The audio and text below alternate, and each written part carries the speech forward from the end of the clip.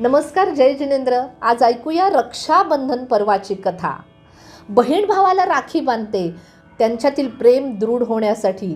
पण हे पर्व साजर करण्यासाठी अजून एक कारण आहे. कोणते आहे?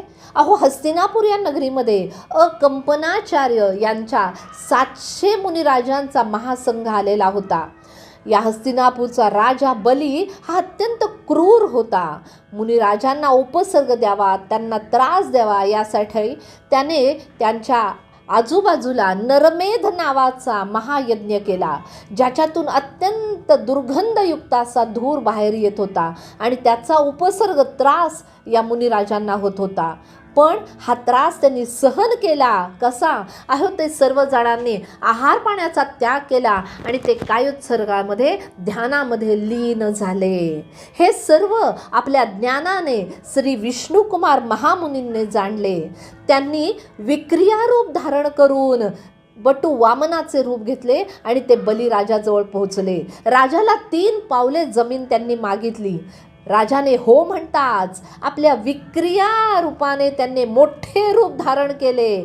पहिले पाऊल त्यांनी सुमेरू पर्वतावर, दुसरे पाऊल मानुष्योत्तर पर्वतावर ठेवले आणि तिसरे तरंगणारे पाऊल कुठे ठेवू असे राजाला विचारताच राजाला सर्व काही लक्षात आले. स्वर्गातील देव धावत खाली आले. त्यांनी मुनिराजांची क्षमा मागितली.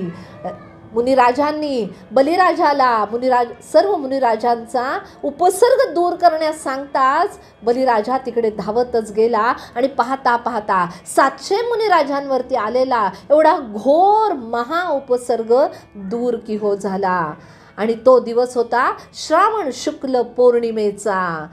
त्या दिवशी हस्तिनापूर नगरीतील सर्व जनतेने मुनिराजांना गोड दुधाच्या खिरीचा आहार देऊन त्यांचा तप्त झालेला अग्नी दाह कमी करण्याचा प्रयत्न केला.